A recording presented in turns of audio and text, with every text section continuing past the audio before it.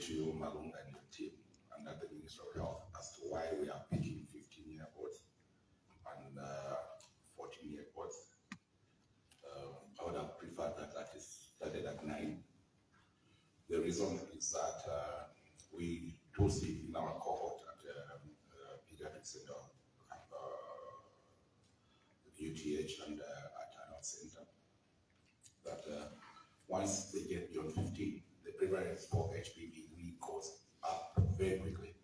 So once the children are involved in sex, and we know that now they start early, 13, 14, then they are very high risk to contract HPV. But that would have actually lost the opportunity to prevent that HPV. And HPV is the one which drives cervical cancer. Yeah.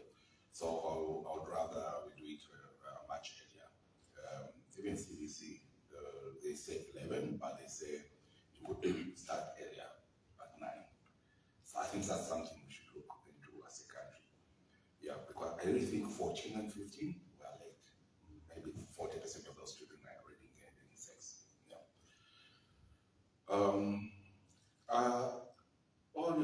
Oral polio vaccination, and you said fevers?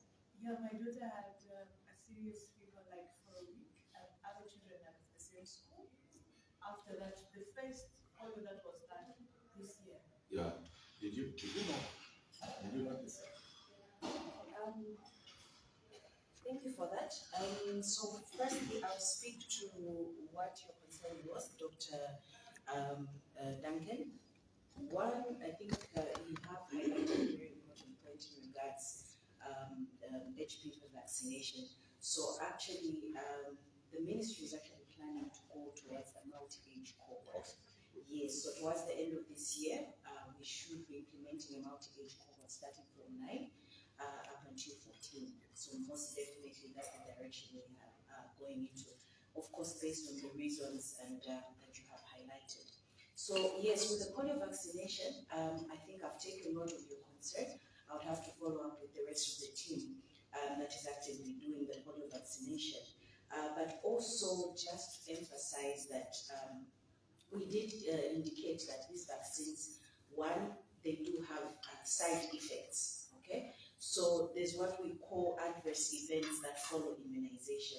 So, and I think key takeaway message for the public here and generally for the media here is that we need to report these cases. So I'm glad that you have actually come out and said this has happened, and that is part of the immune response that happens once a child receives this vaccine or any other vaccine. I think those of us who are vaccinated in here can attest that we actually did experience some sort of, reaction after we did receive the vaccine. So others, for example, for COVID-19, we have pain at the injection site, and similarly for kids, when we take them for their under 5 vaccinations, how many of us do experience, that obviously that day, it will be, you try to touch the leg, someone is, the baby is moving their leg, from that pain at the injection site.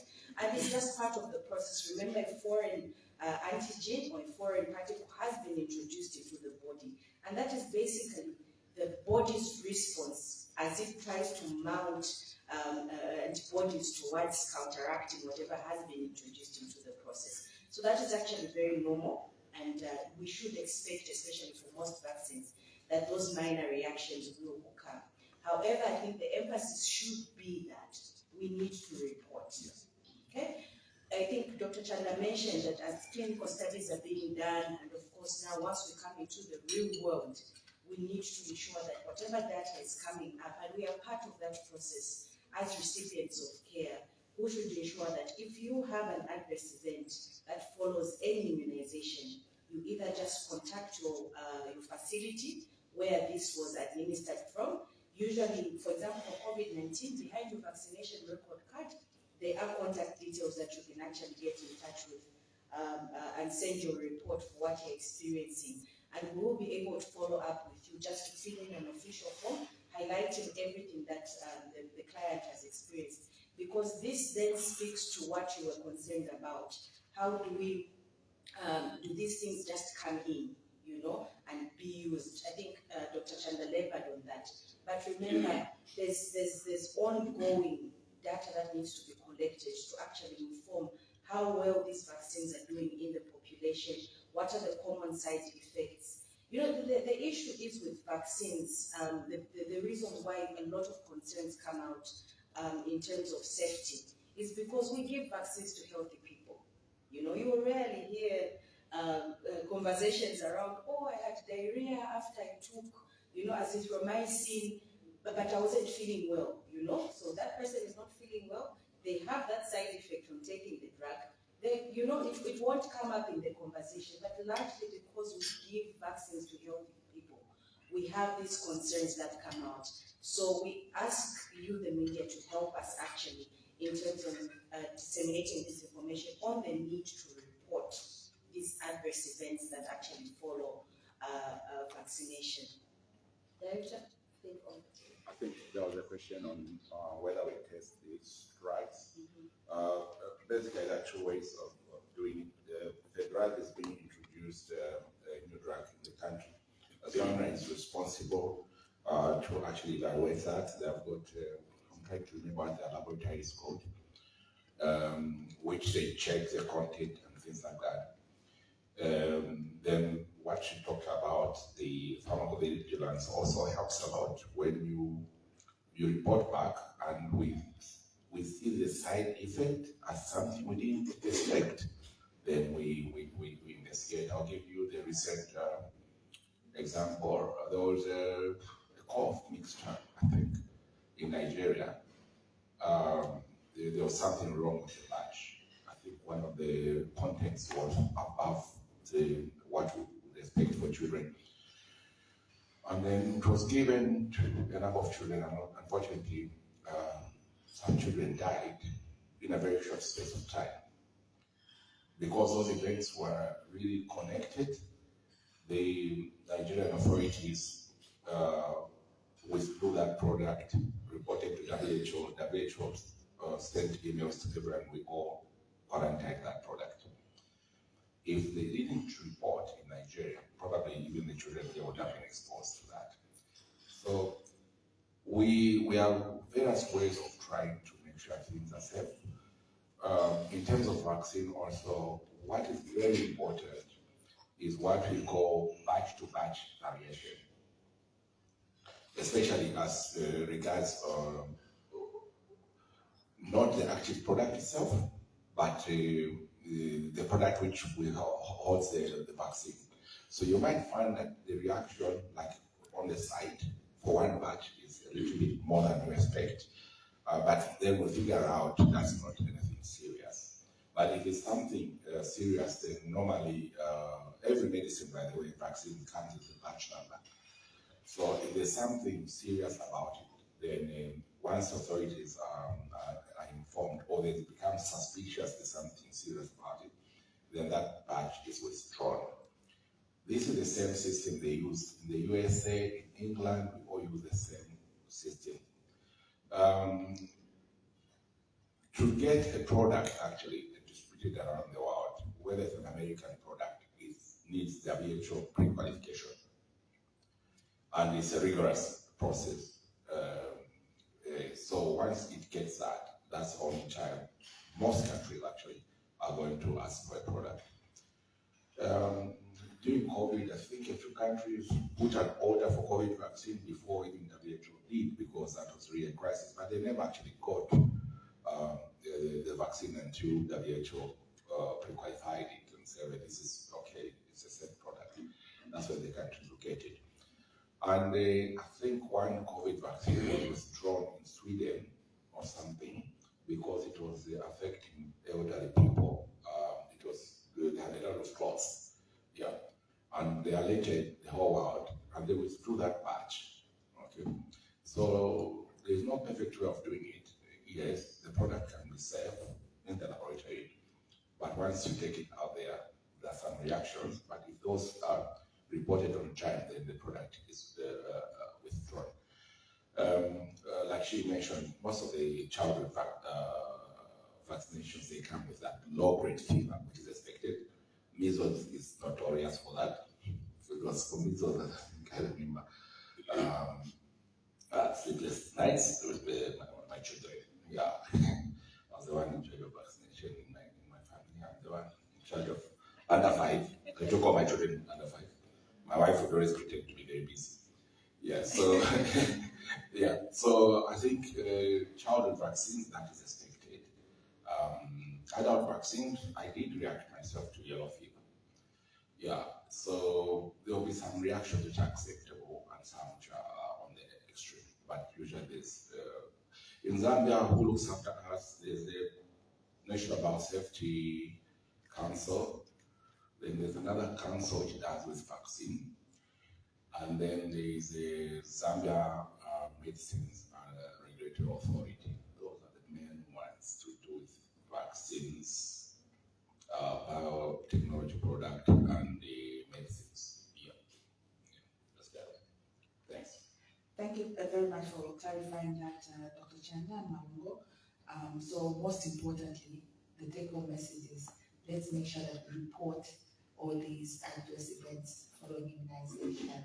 It's key and critical that we do that. Any other entities, please? Please, we'll have the gentleman and then one. I'm Steve Chongo from Edimare. Mine goes to the dog. The community where I come from, last week, about 2 people that I know, they went to the clinic, to the local clinic, and they suspected that they have COVID. So when they were there, they were tested for malaria at different days. They had no malaria, but they were given Septrin and other medicines. So when one inquired, he was told that this is what we are doing now. If we suspect COVID, we are giving Septrin and it is working. Is it the correct thing? Dr. Chanda, you have to answer that one. I can't believe we still having such. I think, I mean, that's not correct. That's not our advice as a ministry. And that's not a practice anywhere in the world. There's something we laugh about healthcare workers, we laugh about ourselves, is the concept of treating ourselves instead of the patient. Because the patient has come, you can't find anything, you feel guilty, and say, okay, just give Septrin. You know what I mean? And I think that's the scenario. If the test is negative for malaria, negative for COVID, just reassure them to go and rest at home. Okay? During COVID crisis, one of the questions that people kept on asking me, so I have COVID, should I take azithromycin? I said, no. Should I take vitamin C? I said, it won't kill you. Should I take vitamin D? It won't kill you. Should I take vitamin B? It won't kill you. Okay? But they won't cure COVID either. Okay? But I know that azithromycin cannot be abused to that extent, and they also, azithromycin, by the way, we are careful in a group of people with heart conditions because it can lead to serious arrhythmias and death, and people just take it like that. Okay? And some of the deaths I think we saw around the COVID could be due to people taking this without knowing that they have a heart condition. So it's unfortunate that if someone is given Septrin because someone suspected someone has COVID, if you probably present like 3 days after your symptoms of COVID, your viral load would have gone so low that when you do most of the tests, you will find it. Okay, so you have passed that, and you're already on the recovery phase, and nothing to worry about. So I think that was a very bad practice, and it's unfortunate. You said which clinic, Pauline? No, Countess Square. Oh, Countess Square. Okay, I'll just reach out to the matron. Yeah, thanks. Thank you very much for that important question. There was a lady there who put her hand up first, and then we'll come round to the gentleman. Just 2 questions I have. When you talked of there's also another age group that's being compared to them, which is the younger generation.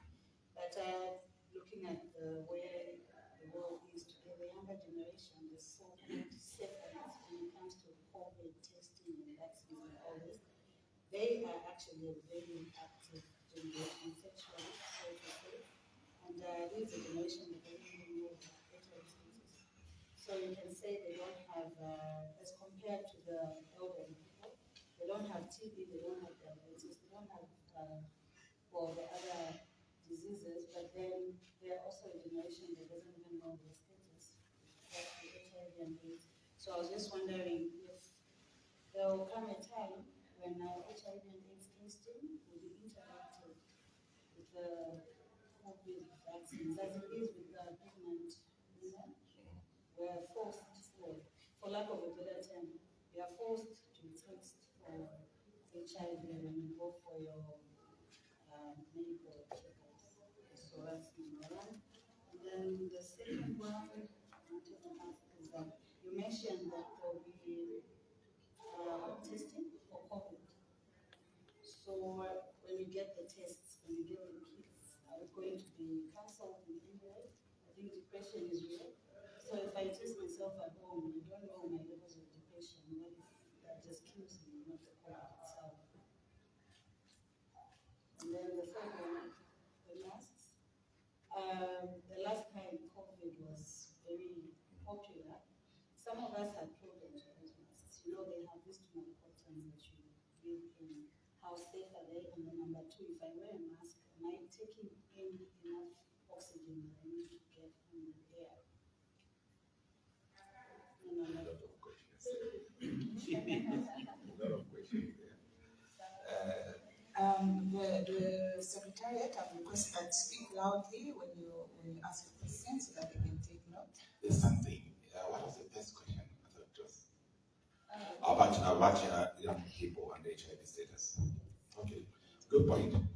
Actually, in my study, one thing we demonstrated was that if someone was HIV positive when newly diagnosed, or HIV positive not from treatment, or HIV positive on treatment but poorly controlled, they were at a very high risk for death when they had admitted for COVID.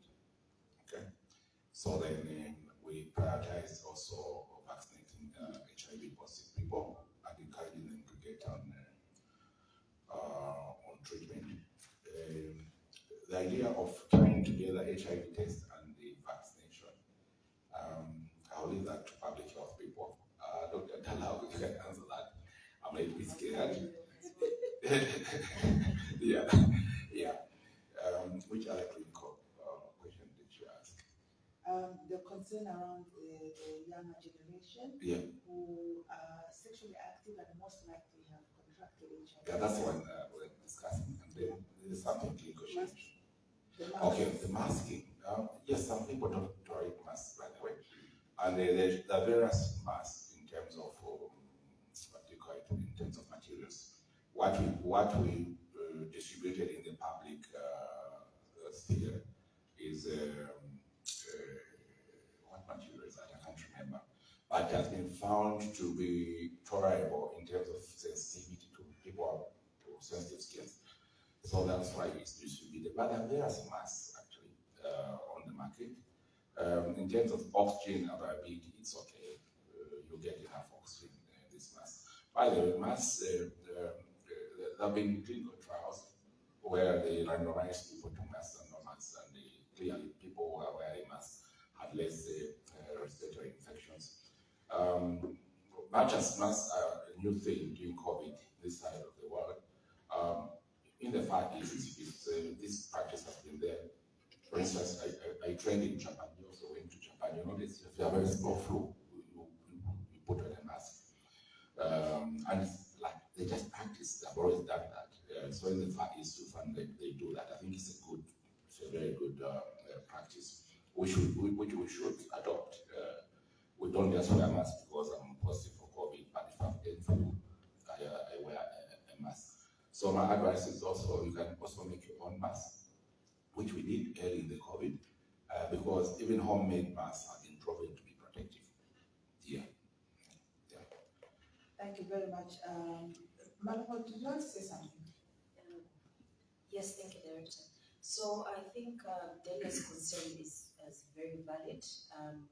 I think that's why there have been discussions around how do we move on now in terms of vaccinating the high-risk groups.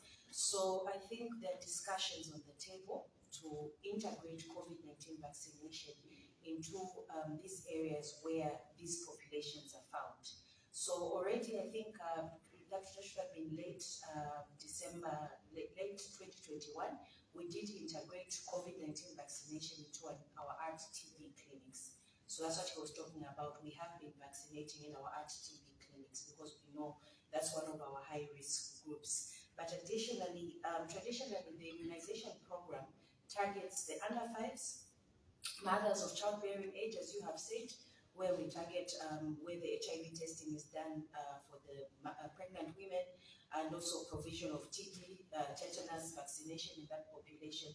So we also want to see where are these high-risk groups sitting in our communities. That's where we then begin to continue to target them for vaccination. So in our OPD clinics, where outpatient clinics, where we see a lot of people coming in with diabetes, with the other comorbidities, these are places where now strategically we begin to provide COVID-19 vaccination routinely for these populations, because these, of course, still remain the high-risk populations, and of course, the elderly still also remain a very high-risk group. And I think I must mention on this platform that we haven't done very well in targeting this aged population. Most of our countries, if I was able to show, I think one of our graphs is still quite in red when it comes to this high-risk group of those who are elderly, in terms of reaching them with our COVID-19 vaccination activities. So that's also, I think, a priority area for us going forward as the program, just to ensure that we target those areas where these people with comorbidities are found, as well as targeting the RT-TB clinics where the persons living with HIV are also seen, as well as also just ensuring that we target our elderly populations wherever they may be found. So actually we are working towards ensuring that that is done. Yeah. Thank you very much. I'll have the gentleman here, and then there's a lady there, that one, and then, so you follow each other out.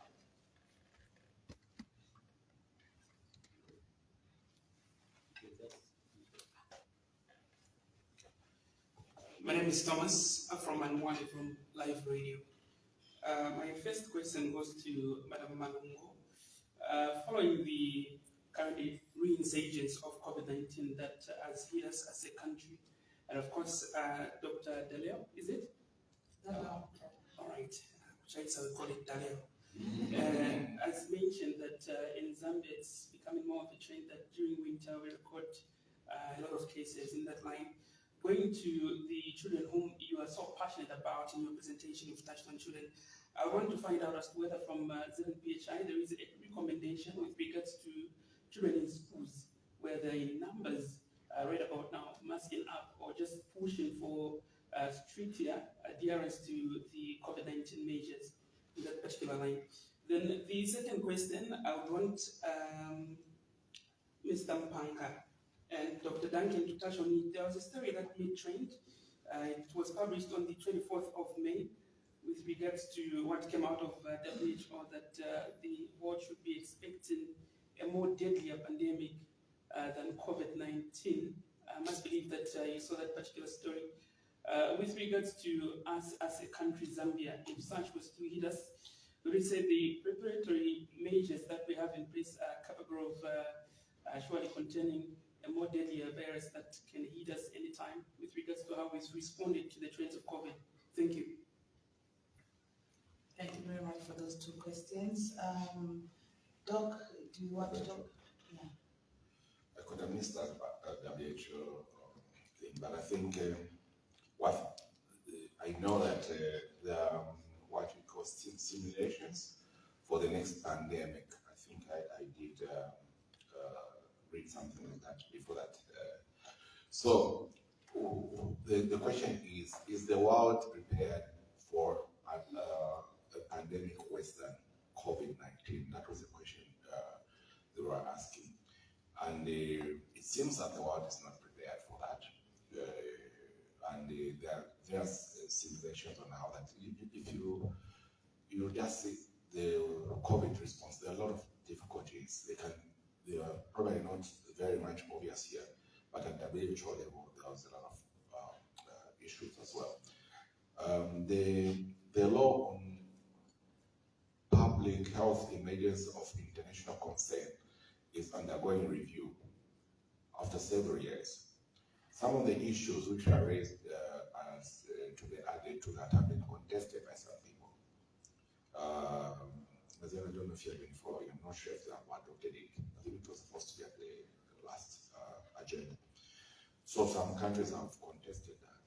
I think one of the laws was suggesting almost bordering on the loss of sovereignty, like the WHO level, which kind of makes sense.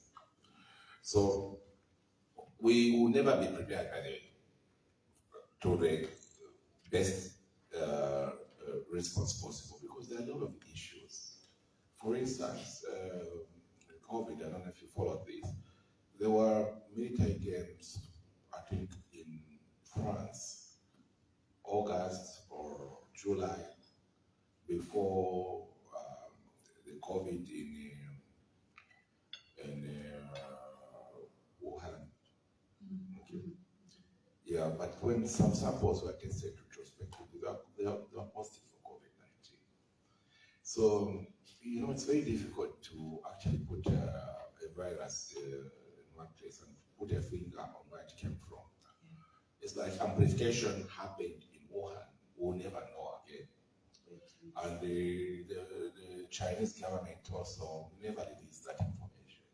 And people were getting into Wuhan and flying all over the world. They were aware from 3rd November. They didn't know also what they're dealing with. They reported to WHO in January, late December. Yeah. So there are all these complications. We'll never be prepared, and we might be pointing at the Chinese. I can assure you, if this happened in USA, Russia, it would be the same thing. Because first, you don't want to alarm the world. You don't even know what you're dealing with. Is it a bioweapon? Is it a sexy? By the way, when COVID-19 happened, someone pointed out that we had a lecture in 1995 or 6, and I went back to the textbook. Actually, I found a chapter talking about the replication capacity of SARS, of coronaviruses, and the fact that they are viruses of pandemic potential. Okay, that's it. Textbook was written in the 90s. And so there are viruses which are of pandemic potential, and people do simulations as to what could happen. With AI, you can probably do so many simulations now as what can actually disrupt the world.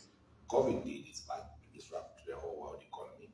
So are we prepared for the next epidemic or pandemic? No. In terms of Zambia, that's what we're trying to do, is to strengthen the capacity of Zambia Public Health Institute to respond to such threats. But we don't exist in isolation as a country. Even if we put our best efforts, we have to cooperate with our neighbors, we have to cooperate with WHO, we have to cooperate with other agencies. So it's a tricky one. But the way sometimes the data is like, someone is certain there'll be a pandemic, that would be my answer on the pandemic part. Any other question with the children? Children. Yeah, children masking. That's public health. Yeah, so I think I can respond to that, and just reiterating what Dr. Galau has said. I think one, to start with, there's a personal commitment that we all are supposed to engage in. As we take children to school, you see that your child is unwell. Okay, it starts from home. So what actions can you take immediately at that point? And I think that's what you talked about. You let your child stay back home, okay? So that we do not have that child going to infect the other children. Remember that the COVID is not the only respiratory infection, okay? So we've got other highly infectious respiratory infections that actually can be spread by droplet and airborne. So we do not want to then expose the other kids to this. So then you take personal precautions at that level. Then in the schools, of course, the schools, I think there's been ongoing education with the schools, and I mean, it has never stopped. We've always encouraged them to ensure that they have hand washing stations, and of course, if they have to have a situation where they have quite a number of children who have respiratory infections, we encourage them to ensure that they're telling the students to come masked up. But we know with children, the dynamics, we know with kids in schools that the dynamics around ensuring that they've masked up. 1 minute it will be here, 1 minute it's there, 1 minute it's in the pocket. So the onus is then comes, where are these children coming from? Okay, they're coming from families. Okay, so then what do we do at the family level to ensure that before they even reach the school, they are actually ensured that the child is well enough to attend school. But otherwise, we have been providing ongoing education through the schools and engaging the schools as well to ensure that they are putting in the necessary measures to ensure that they do not have spread of disease within their school communities. Thank you very much, Malungo and Dr. Duncan, on those. I want to take advantage of Mpanga being here with regards to preparedness for pandemics. So there are things that we're doing as ZNPHI and like in the consortium space with regards to genomic sequencing. Isn't that part of preparedness? Thank you. So I think in terms of preparedness, yes, indeed, establishing systems for detection of various pathogens, that is including what we already have, the imaging ones and the re-imaging ones, and also unknown ones, is actually a core business of the ZNPHI, and that is exactly what we're doing. But you're talking about being prepared for the unknown, being prepared for the future pandemic, which we probably don't know, like in the case of COVID. But I will tell you that during the COVID, we've learned quite a lot. And you've obviously heard words like having strong systems, having robust systems. But the key one that is there now is building resilient systems. So a system that is resilient is one that would, stretch when pushed to the limit, but still, be able to come back to its, like original state. And you want this system to be able to stretch to respond to the COVID, for example, but still not break the other things that we've been doing. So, and this is where you hear quite a lot about integration. So the focus is for us not just to be doing, an example she gave is in the Child Health Week. If you look at the package for the Child Health Week now, it's including quite a lot of things. And so even for us in terms of preparedness, for example, we have systems, for example, that are able to detect new variants for COVID. But these are the same systems that we're building and strengthening to allow us to detect unknown pathogens, discover pathogens that we were never exposed to. So it's about using and building this from the system that we currently have into capacities that will respond to any future pandemics. And obviously, as mentioned earlier, there's a lot of investment that's going on into genomic sequencing, for example, and genomic surveillance. So this allows us to be able to pick samples and be able to look at the genomic content, the genetic content. I'm afraid that I'm trying to find a simpler word, but the genetic content, maybe famously as the DNA in those samples. Right now, there's work going on, for example, to go into sewer water. I'm sure you heard about, how we detected polio viruses in the copper belt from sewer water. So we're going there, pick it out and say, look, we have polio virus in the sewer water. What does that mean? It means there's someone with it who may have not presented to the facility, but has the virus. Okay, but we know the catchment for that particular sewer line. For example, here we know, okay, which community empties into the Manchinchi or the Minagi sewer. And we know that, okay, the area around maybe Kaunda Square or Minagi area, around that population, there could be someone living in that community who has this particular virus. So there are those efforts, and these are efforts that are allowing us to be prepared and be able to detect. So the moment we detect, I'm sure you've seen us respond, even in real time, to a virus that's detected in the sewer water. And these are efforts that are adding on to us being prepared for any future pandemic. There's obviously going into the markets, going to pick from the waste materials that are there, so that because these are hiding places for the unknown pandemics. And so through these capacities of building and enhancing genomic surveillance, we're able already to pick from those areas, other than for us sitting for someone to present at the facility, then we move in. But there are these broader activities of surveillance that allows us to detect before we even get a surge in terms of the cases. Thank you so much, Mpanga. Maybe just to reiterate and re-emphasize, the reason why the Public Health Institute was formed, first of all, it's not a policy peculiar or specific to Zambia. It's actually a global trend. In the global trend, having realized all these issues surrounding emerging and re-emerging infections, they saw the need to have an institution that has the responsibility to look out for these infections and quickly respond to them.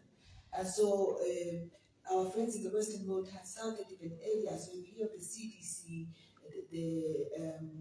it used to be called Public Health England, now it's called UKHSA, the Australian CDC, the Chinese CDC, all those were already formed as entities that are responsible to safeguard public health security. And with the coming of the African Union, a technical body called the Africa CDC, that is just to emphasize, even on the continent, the importance of having this body of knowledge that is able to quickly detect and respond to public health emergencies. And that's how even the institutes are being formed. And so our institutes are similar to what we call the CDCs in other setups. And our responsibility is to safeguard public health security. How do we do that? Surveillance and disease intelligence. We need to look for diseases. So we have people on the ground, our foot soldiers, who are every day looking out for, in the books they're checking what is going on. When we see in a certain locality, same symptoms rising, like more numbers of same symptoms rising in that area, we go in to figure out what is it. Sometimes we find it's something that has already existed but has just escalated, but we respond timely. So we've done our risk assessments. We know where cholera is often, we know where measles is often. We've done those maps, we've done our risk assessments. And so when we see, and then we doing our surveillance, we're monitoring the numbers, and when we see this has peaked, then there's a problem, there's an outbreak, and we're already going. We've done our public health emergency response plans in advance for things that we know. But there are certain things, so for example, for COVID, even though it was a new disease, we've responded to influenza outbreaks before. And so we had an idea of how to respond to a respiratory infection of that magnitude. And so we pulled out those and then improved on them depending on what we were learning and seeing around the COVID-19. I thought I'd express that. I'll skip you for a bit. There's the lady there, and the next one, and her, and then we'll go to Obed and then her. Good afternoon. My name is Judith Mobe from 5FM. My question goes to Madam Malungo. I heard you are a vaccine specialist here. Yes. Since the inception of the COVID-19, we've seen vaccines coming here and there. And then there was some news earlier, our country, other African countries trying to make the vaccine. So I just wanted to get from you as a specialist, do we have improvements that as a country, are we working on something, or maybe we've settled for the vaccines that we were adopted? I think earlier Dr. Duncan was speaking about the piggy bank thing, where other countries, they don't want to come and do the experiment because of the fear that we have as Africans. So now, having the opportunity of being in the country, what are you doing to maybe formulate a vaccine, or maybe we're just okay just like this? Thank you. Please, Imani. Okay, thank you so much. Innovation. I think those are conversations, of course, that are there on the table. Primarily part of the functions of what she pointed out as the Africa CDC is looking into that aspect of actually seeing how countries can be, capacity can be built for some of these things to begin to be done. So I think those are conversations that are on the table. Of course, I think Dr. Duncan has already highlighted, the challenges that we Africans are facing towards products that are brought to us after, of course, phase 1, phase 2, phase 3 trials have already gone ahead, So for us, as well as a continent and as a country, and as we ascribe to these different platforms, Africa CDC, that is a key component that we are all looking out to do and see how the different countries can then, capacity can be built towards that direction. I mean, we need products that, of course, first speak to our own populations. You see, there's data that we need, that speaks to our own genetic makeup and all those things that are involved. So there's conversations that have started, most definitely, and we should see some progress in the coming years towards us. I think we've come a long way.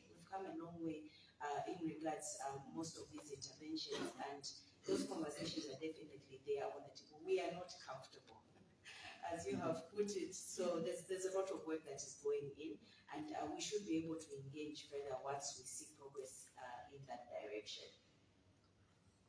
All right. Thank you so much. Let me just mention a little bit. I think she touched on vaccine manufacturing. Vaccine manufacturing is a complex but it's a doable thing. What drives the manufacturers to set up in a country like Zambia is the population. Okay, we don't just have the population. What organizations like African CDC are trying to do is to identify maybe a couple of African countries where this can be done.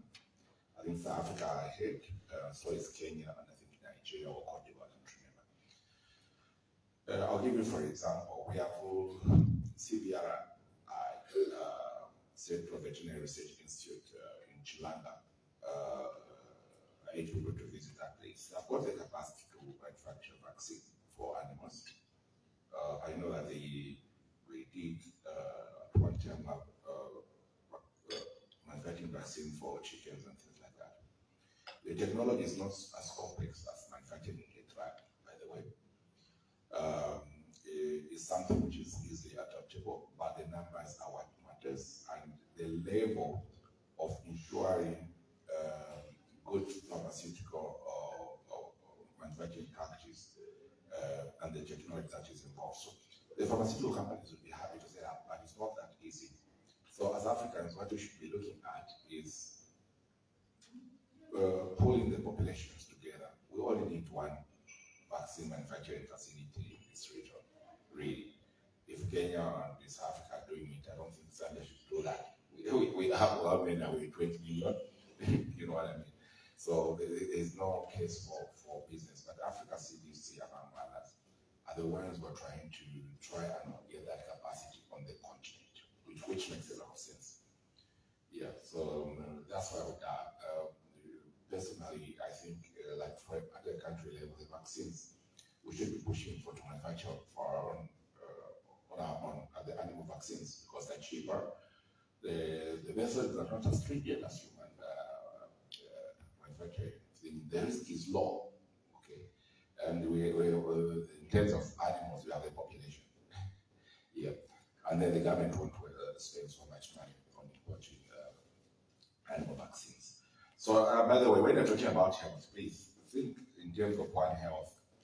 The health of animals is as important as the health of the population. Yeah. So don't just think on one side. That's what taken you to the fact that we can manufacture for our animals, but not for our population. We're just too small as a market, because this is a business, honestly. Yeah. So that's the context of the output. Thank you very much for those responses. There was a lady who had a hand up there. We'll cross over to this way, there, and then. Yeah, you can see my panelists are disappearing one by one. So let's give an opportunity for everybody to ask one question, so that at least we have some questions answered. And then I will give you, so you see our email address. You can also follow up with more questions. I can even arrange for one-on-one discussions for details on some of the questions that you have. So please go ahead, one question, and then we'll cross over to my left. Okay, so one question for me. I prepared three, but it's okay. I'm now choosing which one I should go for. Okay. Do you, especially, my question is directed to the madam there. How well educated are those volunteers that you send in the communities? There was a complaint and a story that I did a long time ago. The women were complaining to say the people that you send in the field, they came to teach them about COVID, but then they were talking about children who are at risk. Most of them, like the girls, are the ones who are taking contraceptives. So, while is it true that they are at risk with these viruses, and also is it also how well are they at risk, the girls themselves who take contraceptives? Yeah. Okay, let's have your question now. The lady in blue. Oh, sorry. Okay, so I think I have a question that's directed to Dr. Chanda.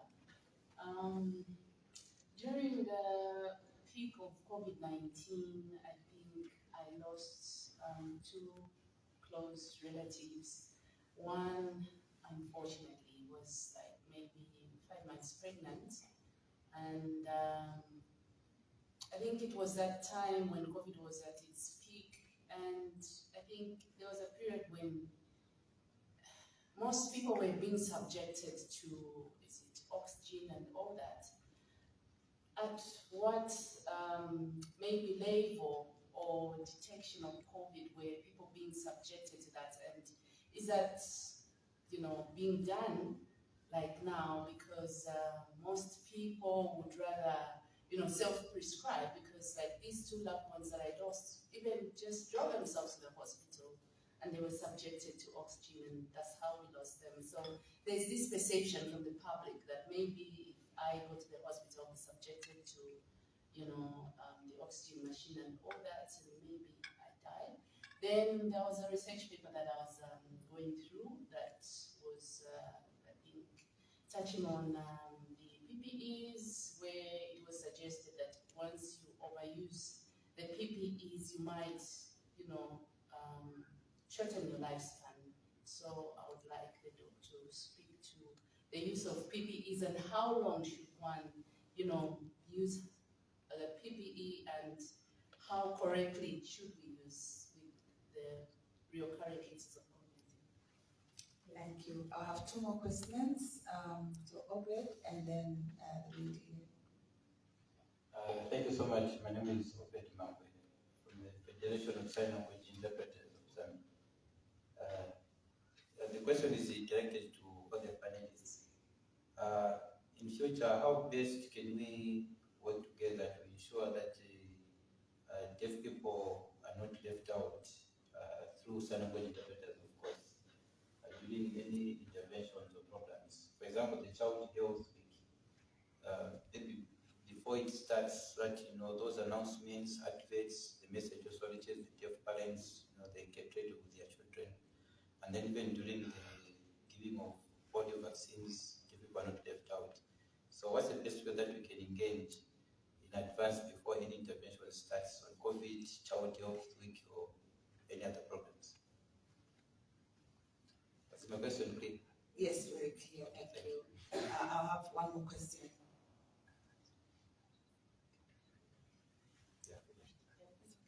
You didn't have a question? No. I think there's someone Okay. on the side there. Okay, the one who hasn't asked a question? Thank you so much. My name is Christine Mabani. I'm from Crown TV. So we know that self-prescription is a great concern in our communities.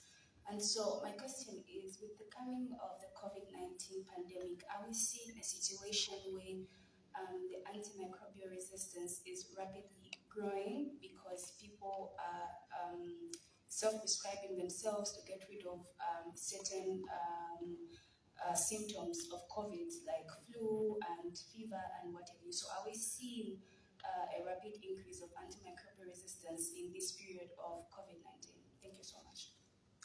Thank you so much. Dr. Chanda. Thanks. Let me start with the self-prescription.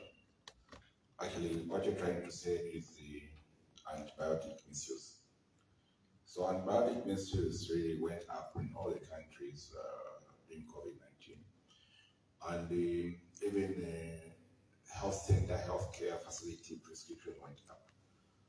In a Zambian study, when I evaluated the data, I think 85 to 90% of our patients who are in the facility came on antibiotics. Okay, but then we only suspected less than 15% of those people would have a bacterial co-infection.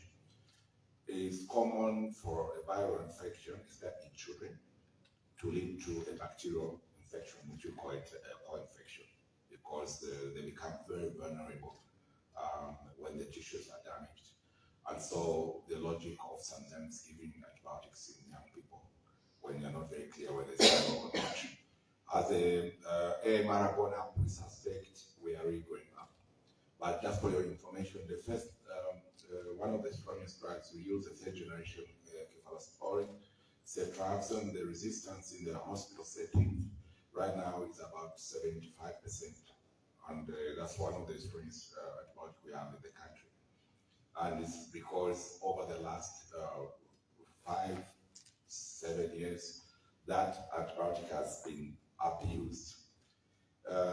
We are anticipating that azithromycin, which is the first line for community-acquired pneumonia, we are anticipating the resistance to go up very soon because we have abused it in the last 3 years. So any antibiotic that is abused, they tend to build resistance very quickly. This also happened to ciprofloxacin when it was being used for some UTIs and for some STIs. Yes, we anticipate that the resistance for azithromycin is going to go up. Oh, yeah. Okay.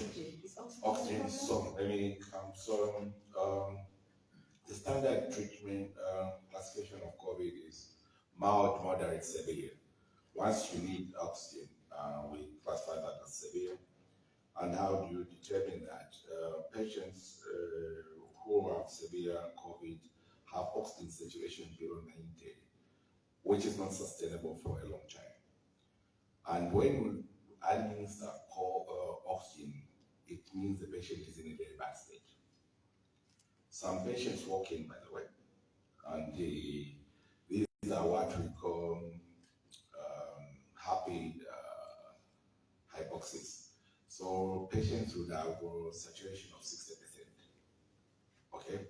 But they're not aware. But the moment they strain themselves, you see them collapse. So what happened is that is the third wave. Third wave, that's where we had highest oxygen need because the disease was severe. And how does the COVID affect the bodies? Actually, COVID needs to congest the surfaces here in the lungs. And so we try to deliver oxygen, either what you call low flow oxygen, which is the standard oxygen you find in the hospital, which we just need for ordinary pneumonia, or high flow oxygen, which we are using 30 to 60 liters per minute to try and open up all those collapsed alveoli. Okay, or CPAP, when put on the machine, particularly, we are putting high pressure to keep the lungs open. It's a struggle because the more clotting is happening in the small vessels, then the water collection starts and the lung becomes stiff. Okay, so it's complex. And in Europe, ahead of us, Europe, America, ABCD, they used to push these patients on a vent, okay? On a vent, like the patient stops doing anything themselves, but the machine is doing it for them. They still failed. And so, luckily, RCA would only end up on CPAP, and our results were better. They quickly also removed their bench and ended up at CPAP. So, oxygen is the option for treating the moderate to severe COVID. Okay, but this current Omicron virus, most of the patients are just having upper respiratory tract infection. Yeah, that's all. I think it was wave 4 where again we got confused. A number of patients were coming with mild respiratory symptoms, but with diarrhea and a lot of backache, just weird things. And it took us some time to figure out this is COVID. So unfortunately, the Delta, that's wave 3, yeah, the Delta variant, basically 80% of the people had that, and that any comorbidity. Pregnancy, by the way, was the worst comorbidity. Pregnant women, we lost a lot of pregnant women. Yeah. Then cancer women, people with cancer, basically we almost lost everyone with cancer. TB or current TB or previous TB, very high mortality. Which other group of people? HIV, if they're controlled and on ARVs, virus suppressed ABCD, they did very well, like any other in the population. But if they have just been newly diagnosed, 80% of them we lost them. Okay. So I think, Dr. Chanda, the take-home message here is about getting to the healthcare facility. Yes, so now let me mention, this is how I lost my colleagues. Okay. A number of my colleagues believed in the azithromycin madness. And I couldn't believe this. I was spending hours from morning to evening in the COVID center, and my friend is at home taking azithromycin. And then when they call for help, the person can't even talk on the phone. You think an ambulance, dead on arrival. It was crazy. And I was, isn't the message going in? And unfortunately, I still hear some voices where colleagues are sick and they don't have oxygen. And they are saying they need oxygen. And that really happened a lot in the third wave because literally every patient we admitted was on oxygen. Including me. Yeah, yeah. And nurses, healthcare workers, doctors all get in one space, and their friends are all calling you on your first name basis. And asking, Dr. Duncan, please do something, I'll die, and you have nothing to do. Okay, so these are the realities. For instance, Levy is designed probably to have like maybe 60 patients on low flow oxygen. That's how almost every oxygen plant at hospital is designed. It's for low flow oxygen. Oh, by the way, when I went to medical school, there was no such a thing as high flow oxygen. It's something I learned during COVID. And low flow oxygen, we give oxygen with anything between 1 liter to 5 liters per minute. Those cylinders you see when you come to the hospital. But high flow, we give 30 liters to 60 liters per minute. So you can imagine the stress on the oxygen plant. So the oxygen plant would collapse. Even as doctors started learning where to rush to if the system collapsed. But we always had all these other oxygen concentrators, but concentrators can only give you up to 10 liters. Then in this patient, you want 20 liters per minute. It was so chaotic.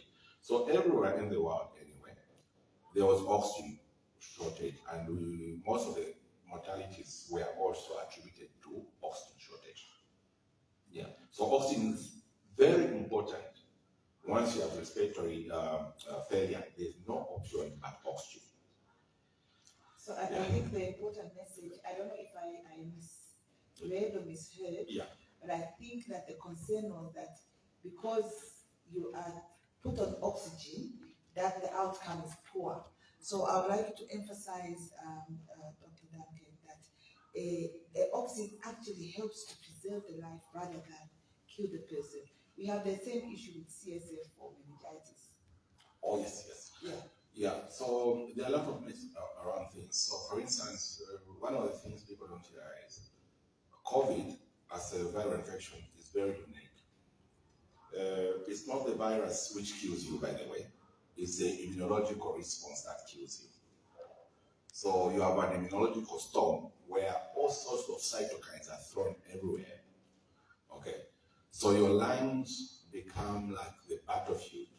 By the time you're having that immunological storm, the virus productivity would have already gone down. So like by day 7, someone will be very sick. When you test for the virus in the blood, it's not even there. It's gone. But it already left the mess. And now we have to deal with that immunological storm. By the time we're putting oxygen, we would have lost half the battle because we're putting oxygen because now the lungs are clogged. Yeah, that's how bad that disease is. And how did we discover? We had to do postmortems to understand exactly what's going on. And we shared this, our colleagues in Italy also did postmortems and in the USA. And we looked at the lungs. It was unbelievable, something I was never prepared in medical school to expect to happen to a lung. Yeah, but we saw them happen like that. So the important thing is, actually in third wave, there was a lot of late presentation because people were scared. Mortality was high. Why would I go to a hospital when I heard my neighbor died? Okay, and that is understandable. But the longer people too. By the way, it's not only lay people, even doctors did the same thing and they died. Yeah. Either just presenting late or self-medication at home. And then they come right at the end where you can't do anything. Yeah. And as you know, we don't have enough ICU space. So minor circle, basically, the whole floor in admission, the size, like this size, we put how many beds there? I think 25 beds, and created an ICU. UTH ICU, we wanted to leave it for negative people, but eventually we overran it. The 2 ICUs at Levy were all gone. At Heart Hospital was gone. It was a crazy moment. I've never seen that in my life. Yeah. So the take-home message, we need to get to the healthcare facility early. Even when you think you're not too bad. I personally, struggled with going to the healthcare facility. I preferred to be treated from home. The first time I was treated from home. The second time I was insisting on being treated from home. and I'm in this virtual meeting, and I'm trying to speak, and the PS picks up that I'm not sounding okay, from the way I was breathing when I was talking, and next thing there was an ambulance at my house, and when I was taken to the hospital, I had to be put on oxygen immediately. But if I had stayed even one day or even a few hours later at my house, the story would have been different. So let's spread that message. Let's not self-treat, let's not self-diagnose. Let's ensure that we get to the healthcare facility and have the experts examine us and determine what is the best way to deal with our situation.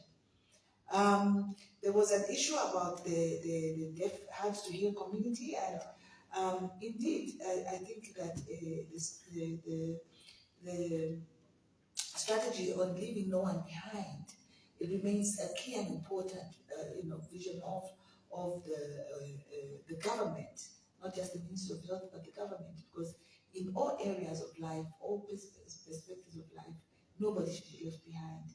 And for the ZNPHI, and that is why I was calling you this morning when I didn't see you here, because for the ZNPHI, we are strictly trying to follow that and trying to ensure that everybody is represented in one way or another. We have to reach everybody, be it a child, be it an adult, female, male, hard to hear or perfect hearing, and so on and so forth. And I think it goes with everything, and we're improving with time and ensuring that this goes on. Malungo, I don't know if there was a question for you. Did I miss something? Yes, indeed there was. So in terms of her concern on orientation of our community health workers, yes. And then Dr. Duncan, I think I'll throw it back to you. Contraceptives and vulnerability for infection. So in terms of programmatically, as an immunization program, our community health workers assist us in two ways. So they relay the message for any intervention that we are doing within the community. So usually, like for a polio campaign, they will go ahead, usually about 3 days before the start of the campaign, go into the community and inform them. So we'll have the BOPV campaign, we'll be coming with this intervention, and we'll be coming to target this population. So in this case, like for this Child Health Week, we'll be targeting our under 5s, we'll be giving them these interventions, we'll be giving them the polio, we'll be giving them the vitamin A, we'll be checking how they're growing, and then also, particularly just for polio, they can be trained to administer the vaccine as well. Okay, so that's how we use them programmatically. So for oral vaccines, we use them to actually assist us in doing the door-to-door activities in terms of administering the vaccine. But for any injectable vaccines, we do not use our community health workers, because though for the injectable vaccines, that has to be a trained healthcare worker who actually does that. So we do train them actually extensively. We do provide them with key messages that they are supposed to actually give in the community. And of course, anticipating any questions that may come from the community, because as we compile those key messages that we share with them to go and give the community, we also have them answering certain questions, that may come in. Why are we getting so many rounds? I got last time, and maybe the question as you have asked, who is at risk? But we know sometimes people are overzealous. We could see even from a healthcare worker, unfortunately, who decides to give Septrin, when of course you've been told there's no COVID and so on. So sometimes, we have these instances where people get overzealous and try to correlate one thing with the other, But we do, as a program, make sure that whoever is going into the community is actually trained, given the right information that they're supposed to relay to the public. So I think in terms of the contraceptives, I'll hand it over to him. But for as a program, we do insist that our community health workers are adequately trained before they actually get into the community. All right. Not surprising. Oral contraceptives have been associated with the increased risk for it's a hypercoagulable state, meaning there are at an increased risk of things like deep vein thrombosis, like clotting of blood. The percentage is maybe 0.00 something. I haven't looked at that data in a long time. So one of the issues early in the COVID pandemic in USA particularly, they actually looked at that data to see whether the women who are on that high risk for death. I think that was the finding. So maybe that was the question. Early in the COVID, so many theories were there. I'm sure people know that people with COVID have clots. By the way, when I was talking about the lungs, sometimes the clots would actually happen in the peripheral veins. We would puncture the vein there, and the blood comes out a little bit and just clots.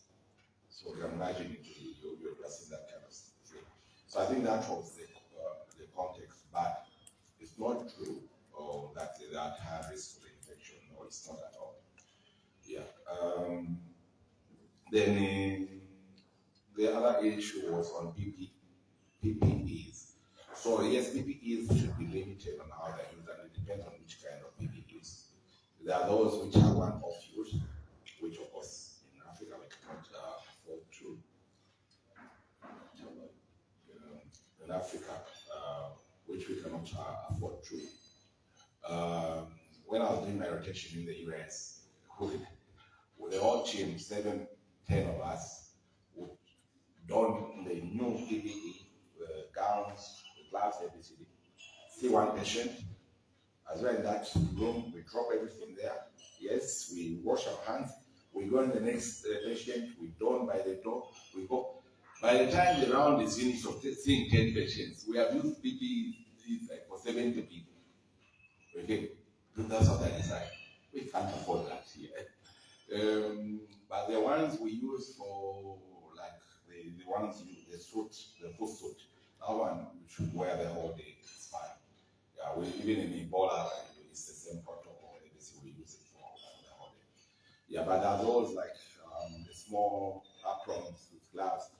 Gloves, by the way, even during COVID, we are able to change on every patient.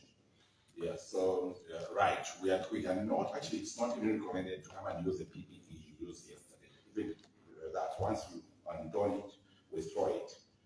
You go to the next one, you put on another one, and that was the practice.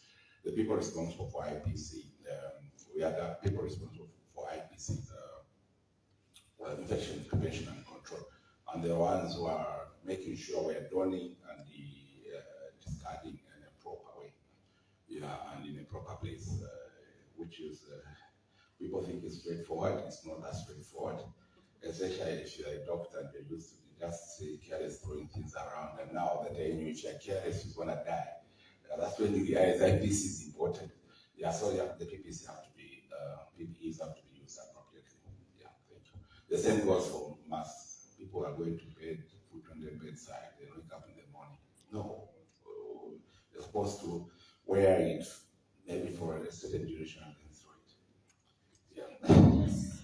Sorry, Doc, for a face mask, for how long should one put on a face mask? Because, say for us broadcasters, there are times that maybe you report at 4 and maybe leave very late if you've got maybe late assignments, and say you put it on at 4 and you are out there knocking off maybe around midnight or so. For how long should one?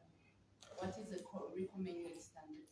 Honestly, I don't know. But one of the rules we say that if it's dry, you can use it the whole day. Okay. But immediately it gets wet, yeah, you discard it. Yeah. Or if you're sneezing at a high frequency, then you're not going to sustain it. Yeah. Yeah. So additionally, as he said, when it's wet, okay, you discard. And then, of course, there's the issue of the cloth masks. Like Delia mentioned, I personally, I can't wear surgical masks. So there's different type of masks. There's the blue masks, which are called the surgical masks.